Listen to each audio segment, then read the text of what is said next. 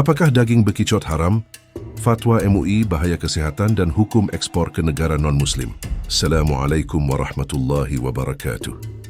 Sahabat Muslim yang dirahmati Allah, di tengah maraknya tren kuliner ekstrem dan eksotis, ada satu makanan yang jadi perdebatan hangat, daging bekicot atau dalam istilah kuliner Prancis dikenal sebagai escargot. Makanan ini dijual mahal di restoran Eropa, tapi bagaimana pandangan Islam tentang mengonsumsinya? Apakah benar bekicot itu haram? Apa dampaknya bagi tubuh manusia? Dan bagaimana hukumnya jika dibudidayakan untuk diekspor ke luar negeri? Mari kita bahas bersama dalam video ini dengan kajian ilmiah dan pandangan para ulama. Segmen 1.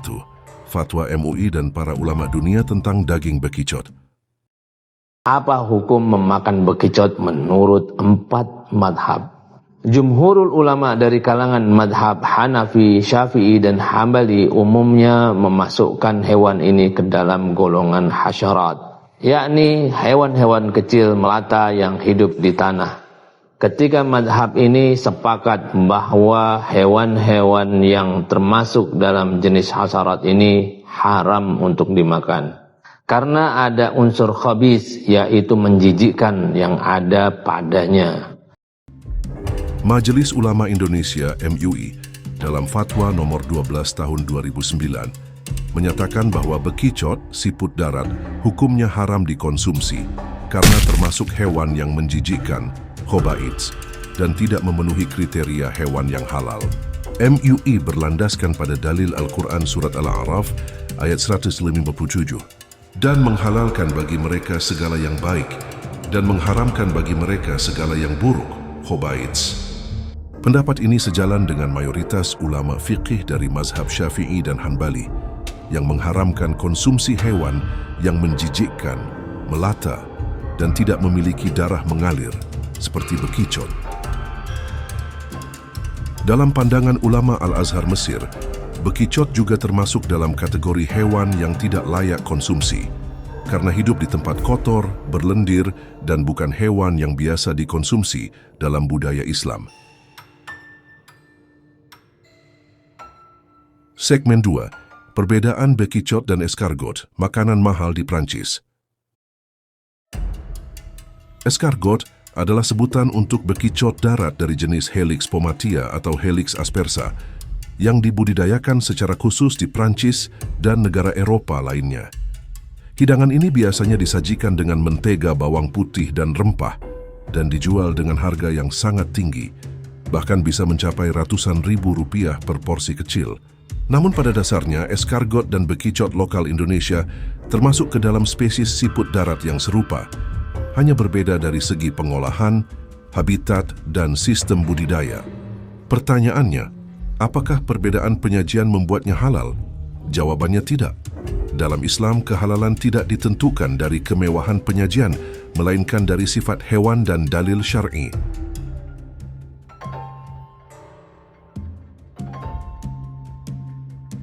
Segmen 3. Dampak buruk konsumsi bekicot bagi kesehatan. Dari sisi medis dan biologi modern, konsumsi bekicot dapat menyebabkan berbagai masalah kesehatan. Di antaranya, 1. Infeksi cacing parasit seperti Angiostrongyllus cantonensis, penyebab meningitis eosinofilik. 2. Penyakit saluran pencernaan akibat bakteri yang hidup di lendir bekicot. 3. Alergi dan keracunan jika tidak dimasak sempurna. Laporan dari Centers for Disease Control CDC di Amerika Serikat juga mencatat bahwa konsumsi siput mentah atau kurang matang dapat membawa risiko kematian, terutama di wilayah tropis. Ini membuktikan bahwa apa yang diharamkan dalam Islam bukan tanpa hikmah, tapi untuk menjaga kesehatan dan kehidupan manusia. Segmen 4. Hukum budidaya bekicot untuk ekspor ke negara non-Muslim. Pertanyaan muncul, bolehkah membudidayakan bekicot lalu dijual ke negara non-Muslim? Menurut fatwa Komisi Fatwa MUI, budidaya hewan haram seperti bekicot, anjing, atau babi dilarang jika ditujukan untuk konsumsi manusia, meski pembelinya adalah non-Muslim. Alasannya, 1.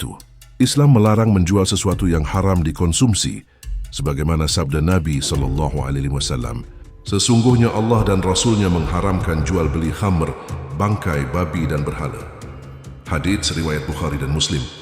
2. Larangan ini mencakup bukan hanya konsumsi pribadi, tapi juga produksi dan distribusi, yang berarti tidak boleh menjadi bagian dari rantai makanan yang haram.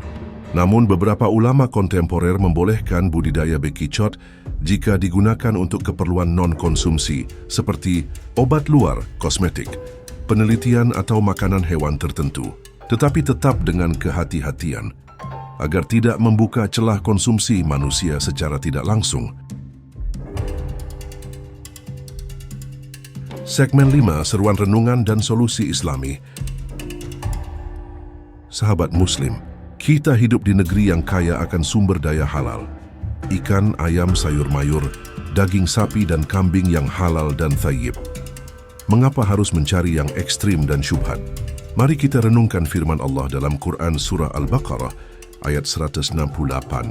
Wahai manusia, makanlah dari apa yang ada di bumi yang halal lagi baik.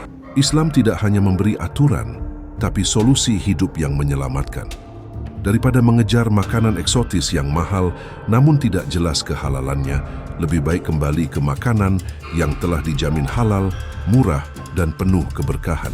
Sahabat Muslim, semoga video ini menambah wawasan dan menumbuhkan kesadaran untuk memilih yang halal dan meninggalkan yang haram. Jika menurut Anda konten ini bermanfaat, jangan lupa like dan share ke sahabat dan keluarga. Dan subscribe channel ini untuk mendapatkan kajian Islam lainnya yang berpadu dengan ilmu dan akal sehat. Tulis pendapat kalian di kolom komentar. Apakah bekicot termasuk makanan yang akan kamu hindari mulai hari ini? Mari kita hidup dengan ilmu dan iman. Wassalamualaikum warahmatullahi wabarakatuh.